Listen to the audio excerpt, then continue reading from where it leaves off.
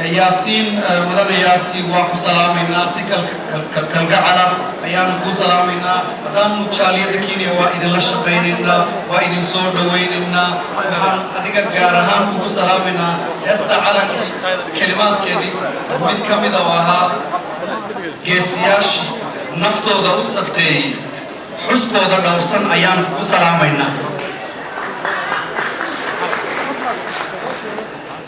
intaas ka bacdi waxaan kaloo u mahad celinayaa soo dhaweynayna nin kaloo aad u qaaliya Cabdi Maxamed Rodol waxa weeye Captain Rodol waxa weeyaan dadka Soomaalida ba qarankii Soomaaliya la isku oran jiray waa the first and most senior captains navigating the airspace for Somalia and now he's in charge and he's the general manager of Mareyaha Good, Hayada, Hawada Cirka, Civil Aviation, Ikawa Kasoo Shaqeynaya, he's held very senior positions, an amazing character. Waa soo dhaweynayna Safir, waa soo dhaweynayna Bashi, waxaad ku dartay Somaliland mapkii dalkan Kenya iyo East Africa. You have put it on the map, and I think everybody agrees. And for that reason, we acknowledge you. We sincerely acknowledge you. Markasta Xafladaad noo samaysa, markasta Twitter-ka ayay ka arkaan, markasta news-kaad ku jirta. To be in the news is to be relevant. And for whatever reason you're in the news, it's important to be in the news anyway.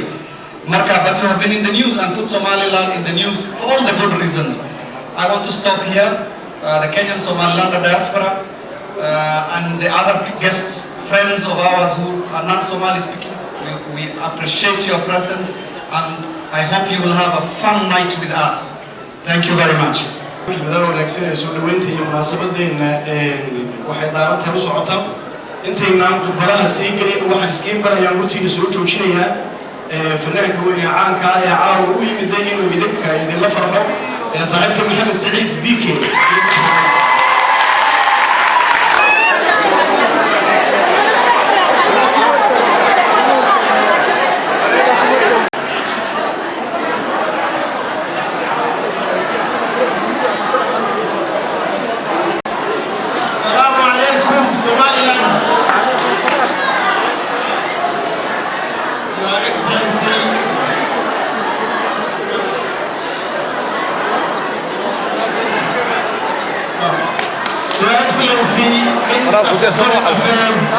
Yasin Haji Mohammed, Ambassador Bashe, my brother Abdurrahman, aviation expert, your honorable Aden, strong lady, Fatima DB, ladies and gentlemen. horta waxaan doonayaa inaan magaca dadka Isiolo ugu salaamo waxaan ahay af Soomaali waxaan la press-up-ka ku xigeenka ee Isiolo oo Ingiriiska loo yaqaano deputy governor for Isiolo taariikh ahaan dadka Nairobi waxay ka imaadaan dalka Kenya dhinaca Isiolo I will now go off and speak in a bit of English. The history of the people of northern Somalia are connected to Isiolo. The First World War and Second World War Somali soldiers from Somaliland who fought for the British came to settle in Kenya, and the first stop was in Naivasha, where our people were settled. But because of the Somali caliber, their energy, they competed with the British in Naivasha, and they were moved from there to Laikipia. They stayed in Laikipia, they practiced the same thing, and then they decided that they will go back to Somalia. On the way, when they were reaching Isiolo, the governor at that time, the British governor, called the London government and asked them that these people who fought for us, they have been jailed. Laikipia, and now they are heading to Somaliland. But the British say no, they have to stop. And they were given 1,068 square kilometers of land in Isiolo. So that is where the people of Somaliland settled for years and years to come. But as history changed, most of our people left Isiolo. They went to Tanzania after the war, to Uganda and outside. But in the end, those few who are left continue to carry the flag of the people of Somaliland. Is when they came together to reclaim what was theirs. And today is a happy day. Myself, I have been to Hargeisa in 2014, where I had good friends, and I used to work in London as a doctor, and I had some of my patients in the government of Somaliland. And I went there to stay and work with them. And it's a very peaceful and a very nice place to be. And I'm happy today to join you on behalf of the people of Isiolo. I welcome you, and we work together and work for the betterment of our people. I'd like to thank you for giving me this opportunity to celebrate with you. Thank you very much. سلام ساعة وهبين وين ودمانتين ودباتينو وهبين إنه بصينو لحيا لباتكتون على كيوري حرقة لقيتها يقولوا أي صوماليين وحن مركنا أمانة يستمر كانت بقادين يا غنيارات غير Somaliland كينيا ومناسبة ديارتي لقعموين يوم تيكوها يقوقابو سوق وحن أمانة يوم بقادين يا غنيارات كهو كلا سفارة Somaliland كينيا بشير فردوس عبد السلام فيكتور محمد دمانتي واحد مقام علينا يا رشد روح بدن دمانتي دياسين وحن يمكن بسوء دوينيا قفل تيري Somaliland وين كينيا كله activist وقدر قدرها يروح Somaliland سلو كرنا كرنا ولا شقيتها هي حسب النماذج هي ولا شوبه هي إن Somaliland مركب وشوبه لا شقيه حسبيه لا حسبيه أفكار وقال نسوي نسوي وين يا فاطمة أحمد وقال دوت أفكار حسبيه وطني عاون فيها كلمة نشوف سوي له فاطمة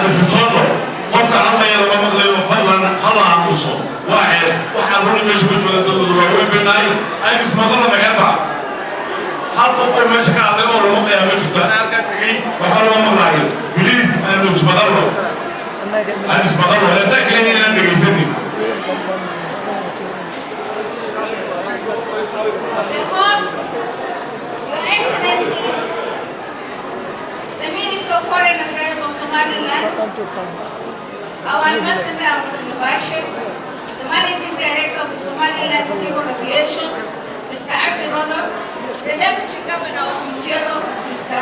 Abdi,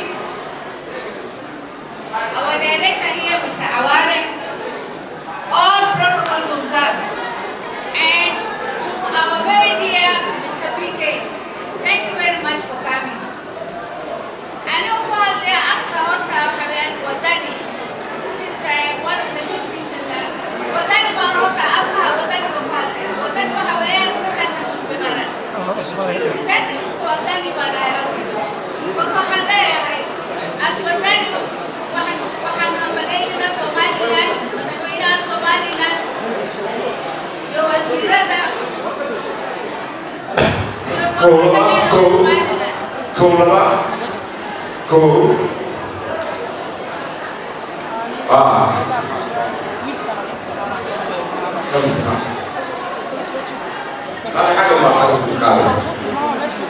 Your Excellency, Somaliland, and the Ambassador of Somaliland, the Deputy Ambassador of Xafladii, and our Managing Director for Somaliland City Aviation, Mr. Abdullah, Deputy Governor of Sierra, Mr. Abdulrahman, is also here.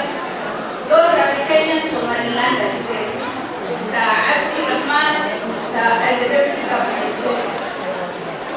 And we have directors here, Director Awale, and we have apologies from the chair lady, Director Awale, who is on a different mission tonight.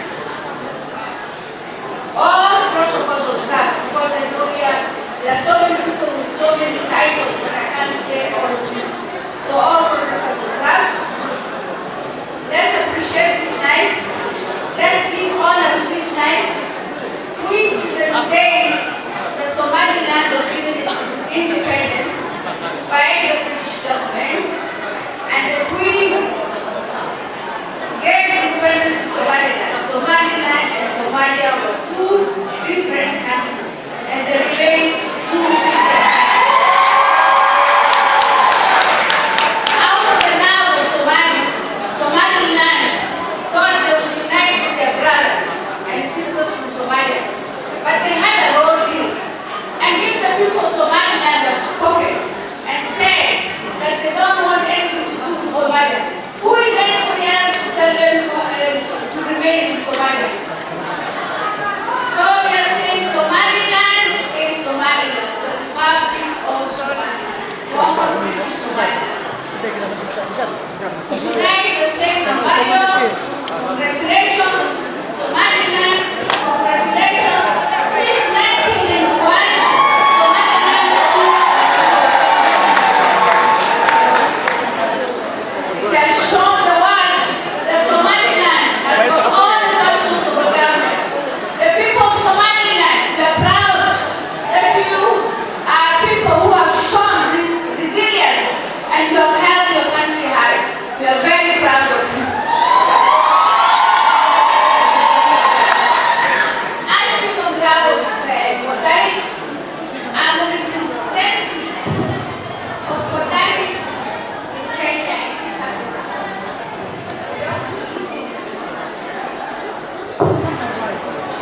So I'm saying, on behalf of Wadani, we are part and parcel of Somaliland. And for everything that will make Somaliland progress, Wadani is number one, and we must, as Wadani, we must support Somaliland in all ways. If we have got differences, we solve our differences in-house. There is something called handshake in Kenya. I'm appealing to all the political parties that are in opposition. Please, let's have constructive debate or constructive, opinions that are contrary to the opinions of Qudbadihii, but they must be constructive. But by the end of the day, you are Somaliland. You remain Somaliland. So let's work for the betterment of Somaliland, because that's what Wadani wants. I say congratulations to the President of Somaliland. I send him greetings on behalf of myself as a Kenyan Somalilander and on behalf of the Wadanis who are in Nairobi and in East Africa.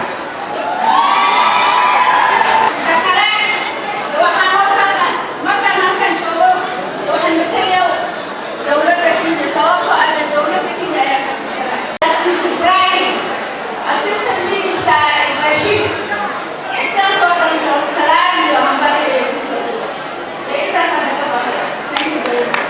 مسؤول قلت لأنه مرشد مسؤول أنبال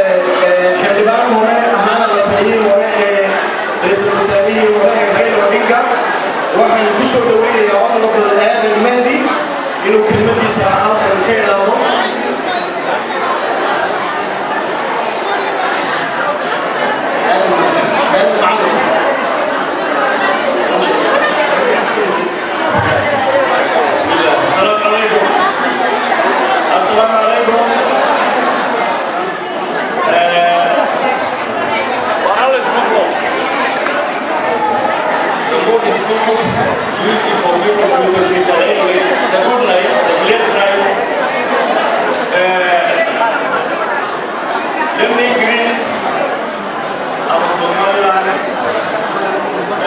Minister of Foreign Affairs, His Excellency His Excellency Budget Ambassador for Somaliland here.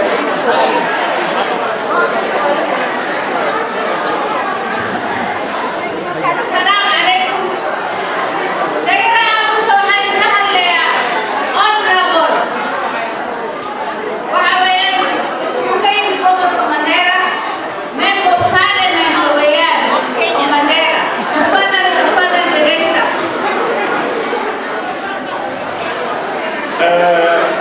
Sida Fadlan ugu haysan karo waa hees waa